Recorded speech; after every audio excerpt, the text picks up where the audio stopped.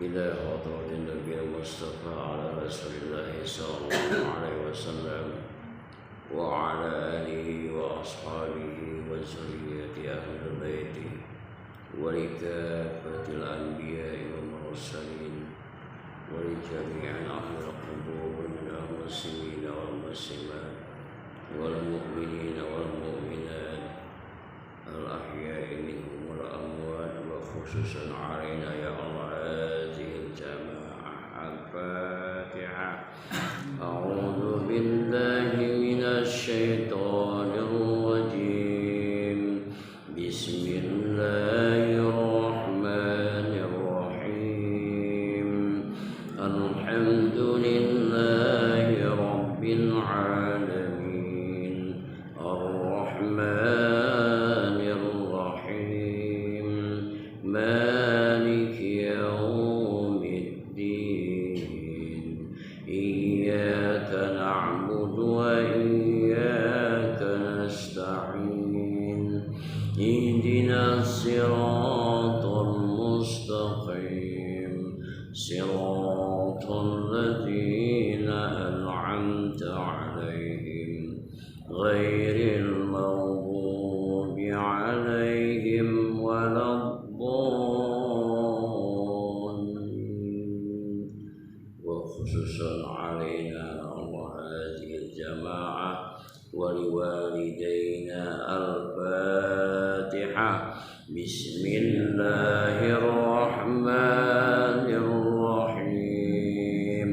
الحمد لله رب العالمين الرحمن الرحيم مالك يوم الدين إياك نعبد وإياك نستعين اهدنا الصراط المستقيم صراط الذين أنعمت عليهم غير المغضوب عليهم ولا الضالين.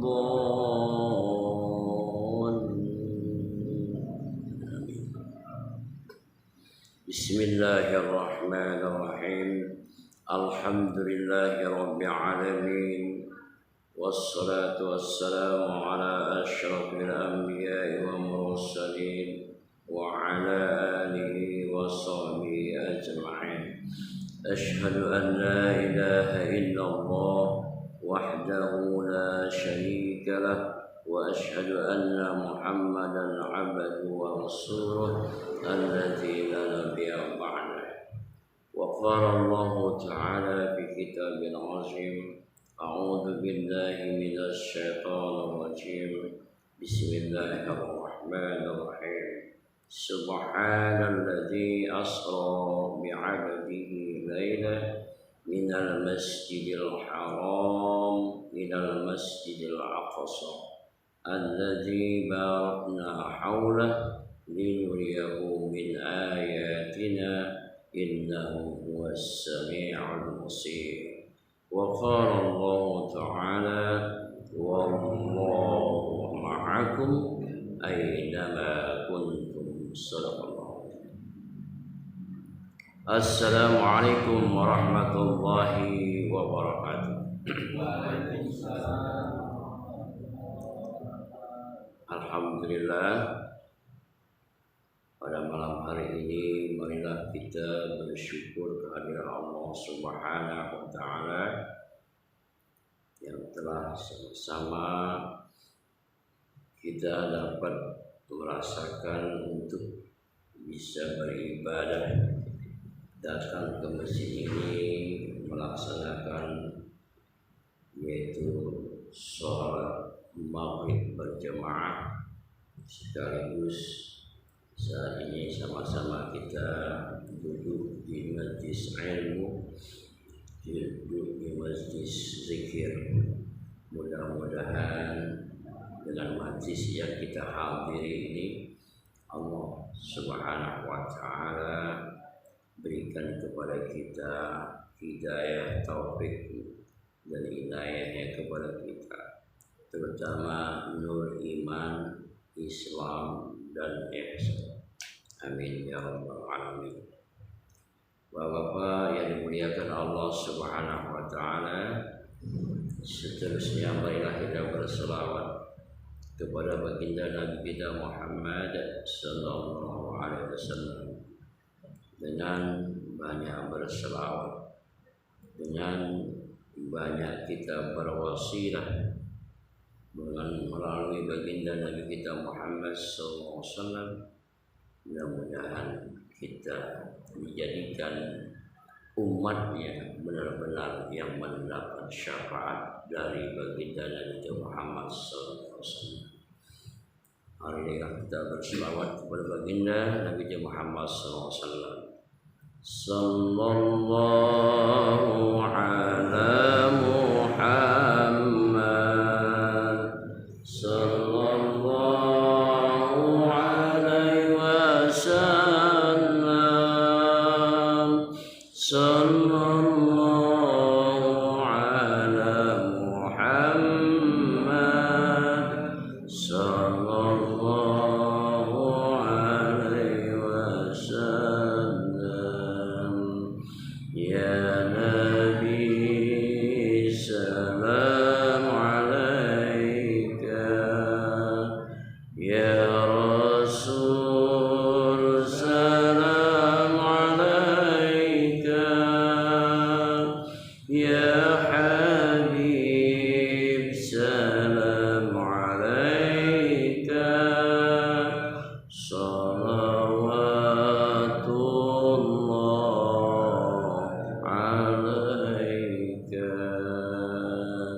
Allahumma salli wa sallim ala sayyidina Muhammad wa ala alihi wa alihi.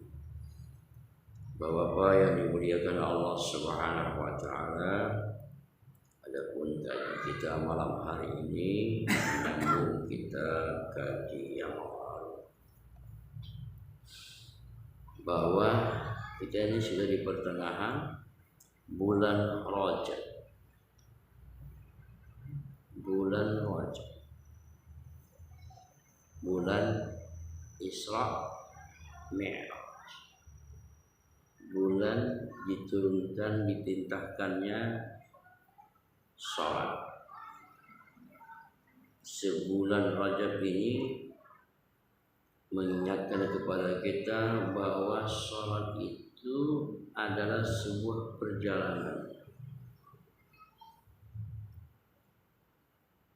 menuju berjumpa dengan Allah, karena sudah disimpulkan oleh Rasulullah Nabi kita Muhammad SAW bahwa yang sholat itu sama dengan perjalanan Nabi, yaitu sama dengan Mi'raj. Mi'rajnya orang mukmin, Mi'rajnya umat Muhammad adalah sholat. As-sholatu mi'rajul mu'min. Sholat itulah mi'rajnya orang mukmin. Artinya sholat itulah sebuah perjalanan menuju Allah.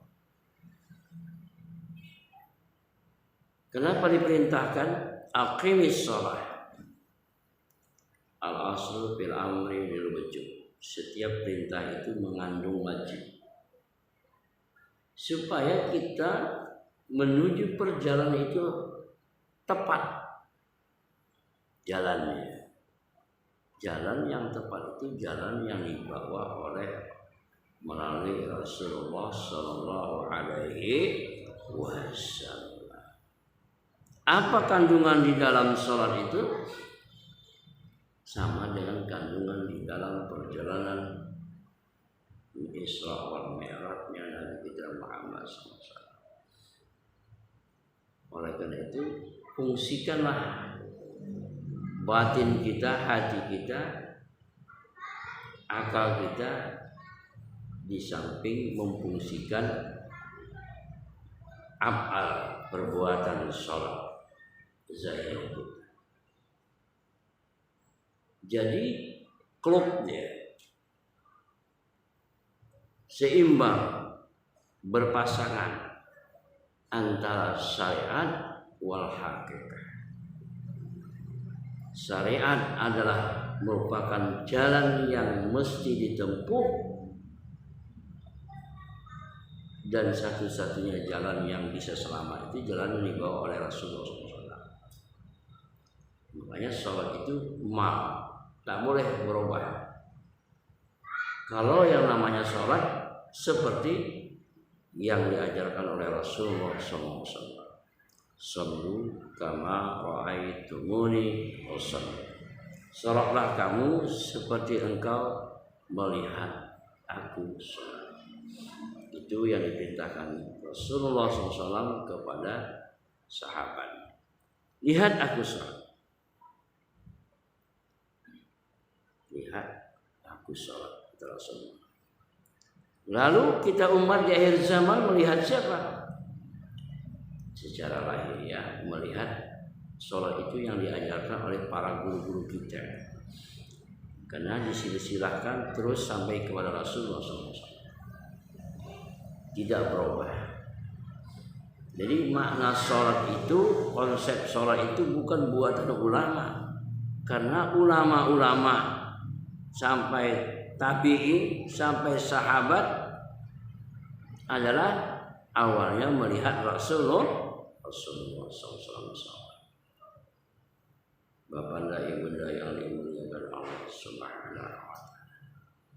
Kalaulah memang sholat itu bukan sekedar perintah perjalanan pelaksanaan ibadah lahir belaka, tetapi adalah sholat itu betul-betul merupakan suatu konsep yang dicontohkan oleh Rasulullah SAW, cara berjalan melalui sholat menuju Allah Subhanahu wa Ta'ala.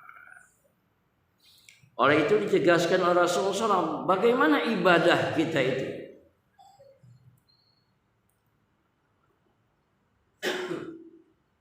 Dua, yang pertama dudukkan tauhid kita. Sudah duduk, masuk duduk itu cobanya.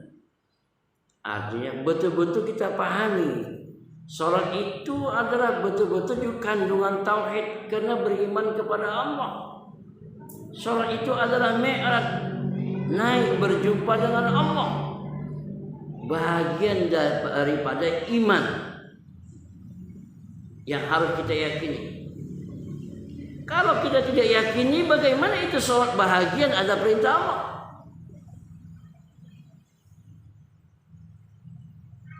Jadi adalah tidak terlepas dari akidah, tidak terlepas daripada tauhid, usuluddin atau yang lain berkaitan dengan iman. Karena kita beriman kepada Allah lah, maka kita dipanggil Allah sebagai orang beriman untuk sholat. Orang yang mukmin betul-betul imannya baru sholat, maka Allah katakan dialah baru dapat keberuntungan. Surah Al-Mu'minun, qad aflahal mu'min. Beruntunglah orang yang beriman. Alladzina hum fi shalatihim khashi'un. Yang mana di dalam salat mereka khusyuk. Kenapa? Karena ada imannya. Bab iman, keyakinan, betulkan iman, luruskan. Kalau bukan karena iman, perintah salat itu tidak nikmat. Padahal di dalam salat itu ada doa kita, ihdinas siratal mustaqim. Tunjukilah kami ya Allah jalan yang lurus. Berarti kita apa masih bengkok rupanya? Maksudnya siratal ladzina an'amta 'alaihim. Jalan yang lurus itu jalan orang-orang yang telah Engkau berikan nikmat, yang telah Allah berikan nikmatnya beragama. Apakah orang kafir tidak mendapat nikmat? Dapat. Tapi makna nikmat di sini adalah nikmatnya beriman. Beriman itu memberikan nikmat, bukan keterpaksaan. Yaitu jalan orang-orang yang telah engkau berikan nikmat, para nabi-nabi, syuhada, siddiqin dan salihin. Mereka merasakan nikmat beribadah itu walaupun dalam kesulitan. Nikmat itu bukan enak makan saja. Dalam kondisi apapun dia mengamalkan agama itu, dia rasakan nikmat. Kenapa? Karena ia diperintah oleh yang maha yang kita cintai. Cucu yang kita sayangi, cubit kita, tak marah kita. Kenapa Pak? Walaupun ini cubit cucu, mak cucu pun ini pintar kau ya. Ada marah kita? Cucu kita kan kecil-kecil, gendong-gendong. Dicubit-cubitnya awak, pukul-pukul di belakang kita, marah kita, karena kita sayang sama dia. Orang yang kita sayangi memerintahkan agama, memerintahkan hukum-hukum Allah itu darinya, disuruh oleh yang kita cintai, senang kali kita. Hati senang itu apa? Nikmat.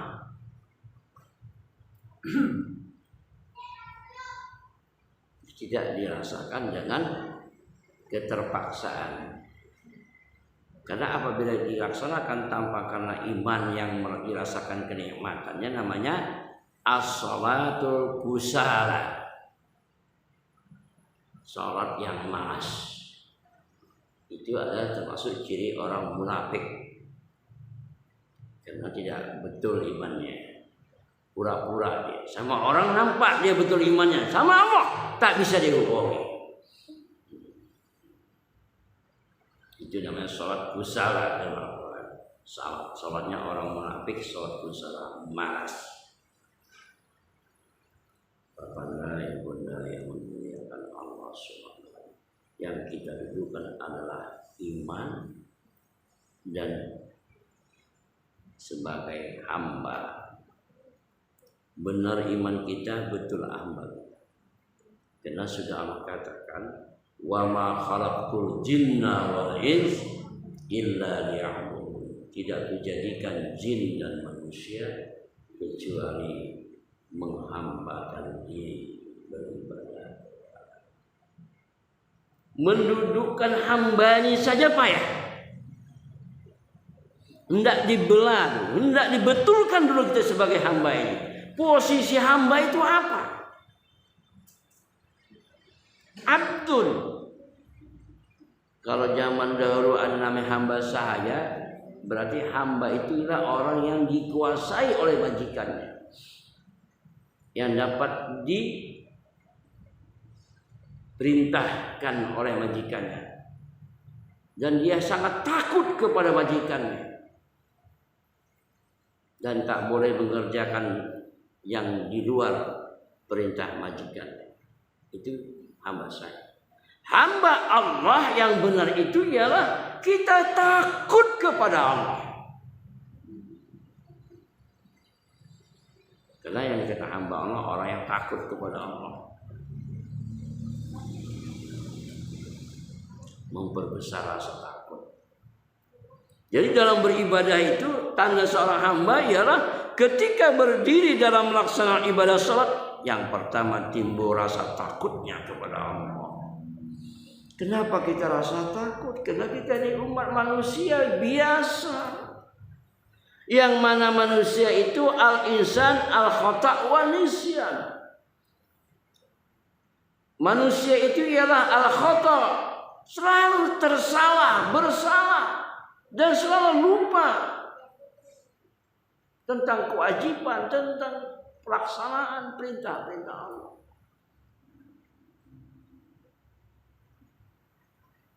Oleh karena itu, kita sebagai hamba Allah, posisi sifat seorang hamba Dia sangat takut kepada majikannya.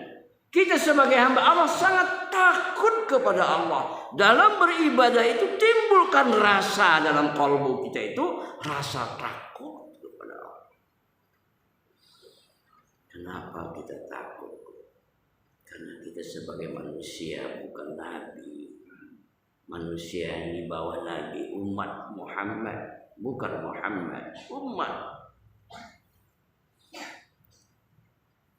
Ketika kita berdiri di hadapan Allah, ada yang tidak boleh dibersihkan, dibawa ke dalam sajadah di dalam sholat, najis dan hadas. Tapi yang boleh dibawa adalah kotoran batin kita. Itulah yang kita minta kepada Allah di dalam sholat itu. Rabbighfirli, ya Allah, ampunilah dosa. Karena dosa itu adalah bahagian kotoran batin akibat perbuatan maksiat zahir kita, akibat perbuatan dosa zahir kita maupun hati kita, akibat perbuatan jasmani kita ataupun rohani kita. Rabbighfirli, ya Allah, ampunilah. Konsep bacaan ini bukan bacaan ulama. Itulah yang diajarkan oleh Rasulullah, meminta kepada Allah keampunan. Karena itulah ciri-ciri seorang hamba. Maka apabila ada rasa ketakutan kita kepada Allah, adalah bentuk daripada ciri-ciri orang hamba yang merasa tidak ada kesempurnaan dirinya, kehinaan, kealpaan, hina papa daib, dan merasa dosa. Setiap salat kita mengucapkan Rabbighfir. Maka wajar Rasulullah mengajarkan kepada kita. Rasulullah SAW saja beristighfar kepada Allah sekurang-kurangnya satu hari satu malam itu 70 kali istighfar. Sedangkan beliau sudah terjaga batinnya, zahirnya dari dosa kepada Allah. Apatah lagi kita umatnya, hamba Allah yang penuh kekurangan dan tak terjaga diri kita daripada maksiat. Wajar kita beristighfar kepada Allah. Inilah bahagian bentuk hamba di dalam sholat. Apa kaitannya disamakan sholat itu sebagai mi'rajnya? Karena di dalam kalimat mi'raj itu dalam surah Al-Isra Allah katakan, A'udzubillahi minasyaitonir rajim. Bismillahirrahmanirrahim. Subhanalladzi asra bi'abdihi. Maha suci Allah yang memperjalankan hamba. Kalau tidak ada kehambaan, rasa kehambaan kita di hadapan Allah, tak akan berjalan sampai menuju Allah. Kalau masih akunya yang bersolat, akunya yang beribadah, akunya yang semuanya serba aku, bukan karena Allah, tak akan asra, tak akan berjalan sampai menuju Allah. Karena masih ada akunya. Padahal kita disuruh dalam surah itu rasa kehambaan. Itu adalah bentuk kepribadian Rasulullah yang Allah nukilkan dalam Al-Quran.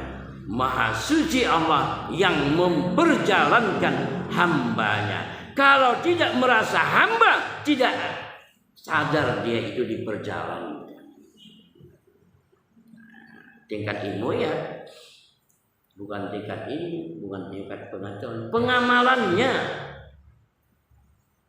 Pengamalan batin kita, hati kita, rasa kehambaan itu di mana? Yang hina papa mempraktekkan kalimat la haula wala quwata illa billah. Karena dai Yang kuat itu Allah, yang lemah itu hamba. Kalau belum kita leburkan, belum kita panakan keakuan kita hilangkan keakuan kita ini, belum jatuh kepada tingkat martabat hamba.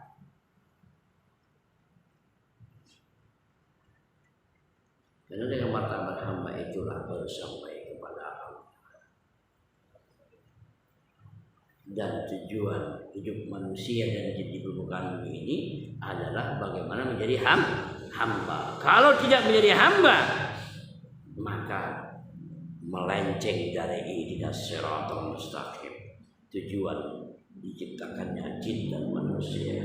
Wa ma khalaqtul jinna wal ins illa liya'budun. Pada konsep manusia dan jin itu adalah bagaimana dia sebenarnya menjadi hamba Allah. Itu aja malah. Kalau keluar daripada koridor jadi hamba Allah, maka dia melenceng. Itulah pentingnya kita ihdinas siratal mustaqim. Jalan yang bisa lurus itulah jalan hamba. Karena sebaik-baik hamba ialah Rasulullah sallallahu alaihi wasallam. Makamnya makam hamba. Maka disebut Rasulullah sallallahu oleh Allah abdul bi'abdihi, dengan hambanya. Memperjalankan hamba. Kalau belum duduk di hamba, lalu apa yang melatih kita supaya kita terus menerus melatih, menghalusi rasa kehambaan kita itu? Pulangkan yang dititipkan Allah, sifat yang ada pada diri kita, qudrat, iradat, ilmu, hayat, sama basar, kalam. Pulangkan. Maksud pulangkan, jangan engkau pertentangan itu yang diletakkan Allahnya itu. Dipinjamin kalau bahasa umumnya. Kalau punya orang yang dipulangin loh. Kalau orang merasa dititipin, biasanya tidak berat kalau diambil. Laksana kita menitipkan sepeda motor ke tukang parkir. Tukang parkir nggak merasa berat kalau kita ambil, karena dia bersadar bahwa kereta atau mobil itu bukan miliknya. Itulah sebenarnya kita hanyalah dititipkan, diberi kesempatan menggunakan kemampuan, punya kemauan, penglihatan, pendengaran, perkataan, bahkan hayun hidup ini. Semuanya milik Allah. Kalau sadar kita ini semuanya milik Allah, barulah terucap di lidah kita inna lillah. Kita ini berasal dari Allah wa inna ilaihi rajiun, dan kita ini kembali kepadanya. Kalau berasal dari Dia yang punya, ya pulangkan. Maka ulama-ulama mengatakan utu anta qabla matikan dirimu mati sebelum mati pun kita belajar memulangkan, ada yang mengkaji diri kita ini. Oh, ternyata ini adalah milik Allah. Maka kita melangkah pun ternyata bukan milik kita, milik Allah. Berarti langkahmu itu karena dilangkahkan oleh Allah. Takbirmu dalam sholat adalah karena Allah, kekuatan Allah. Bacaanmu di dalam sholat karena Allah, kekuatan Allah. Mutakalimun, berkata-kata itu dengan kekuatan Allah. Mendengar, berkata, bahkan hidupmu, hayatmu, roh yang ada darimu juga karena dari Allah. Lalu apa yang kita sombongkan?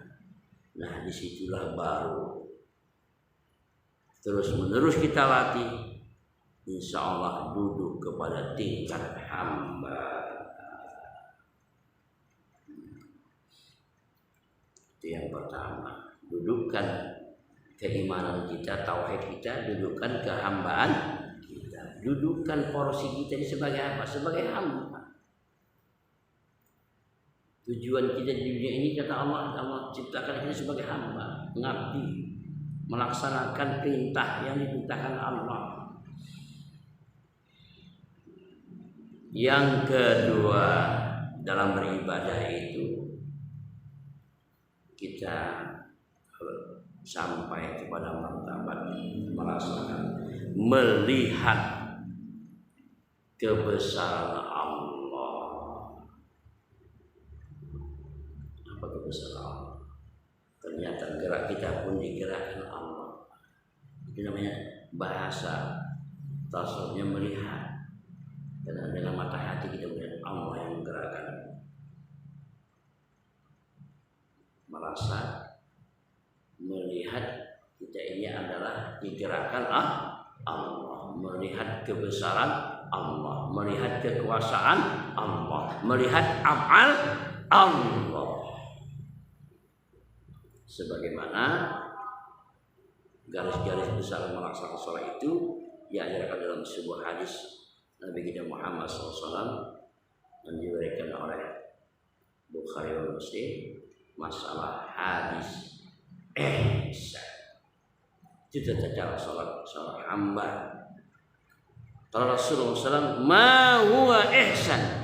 Ketika Jibril bertanya kepada Rasulullah tentang ihsan, ya Rasulullah, apa itu ihsan? Anta'budallah. Ketika engkau beribadah kepada Allah baru dikatakan bagus.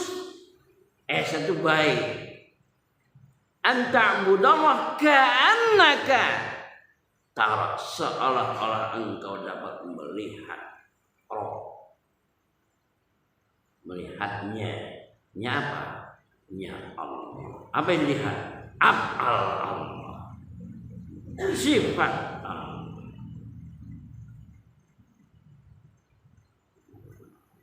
Apa Allah? Melihat tidak satu bergerak pun satu bentuk alam ini melainkan digerakkan Allah. Khususnya dalam sholat, meyakini kita lihat gerak kita pun adalah af'al Allah, perbuatan yang digerakkan oleh Allah. Berarti kita ini hamba laksana wayang, hamba laksana, mohon maaf, orang lumpuh, hamba laksana bayi, cabang bayi yang masih baru lahir. Seolah-olah kita sebagai bayi yang baru lahir.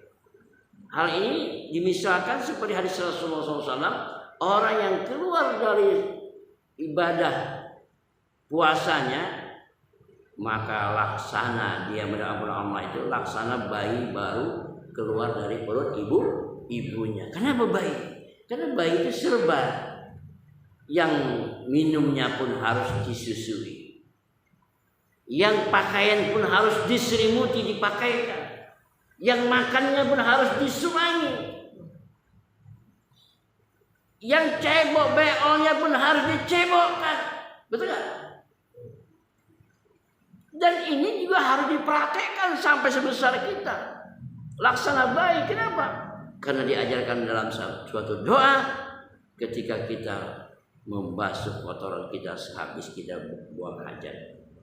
Ghufranaka alhamdulillahilladzi azhaba 'anil adza wa 'afani. Maha suci Allah. Maha Engkau ya Allah yang telah membersihkan kotoranku.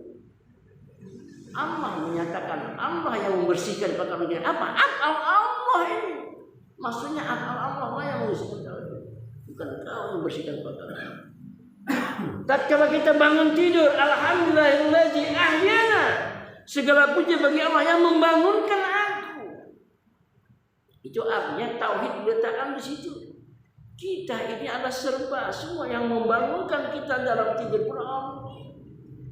Segala puji bagi Allah yang kita bisa sholat hanya dengan Allah. Kenapa? Hayya 'alas sholat. Jawabnya la haula wala. Jadi semua kekuatan apapun yang menggerakkan itu bukan kekuatanmu, melainkan kekuatan Allah. jelas isim tauhidnya. Hadisnya bimbingan tentang ibadah salat bagaimana sebagai seorang hamba itu seolah-olah dia melihat Allah, akal Allah, melihat kebesaran Allah yang kita hanyalah hina dari para. Tidak masuk waktu. Dan terakhir, apabila belum sampai ketika itu, kata Rasul, untuk sebagus engkau beribadah itu adalah fa illam takun taraf fa innahu yaraka. Apabila kamu belum sampai ketika itu, maka yakinlah kau selalu dipandang oleh Allah dalam bergerak, dalam melakukan apapun. Kalau orang merasa dipantau oleh Allah, dan dia takut kepada Allah. Namanya dipantau. Sekedar demikianlah dulu. Ini sebagai mukadimah kita langkah untuk memasuki hakikat sholat, belum merasakan tingkat ilmunya jadi. Tapi sudah paten namanya malnya, pedomannya. Wallahu a'lam bishawab. Subhanallah wa bihamdihi, subhanallah wa bihamdika, asyhadu an la ilaha illa anta, astaghfiruka.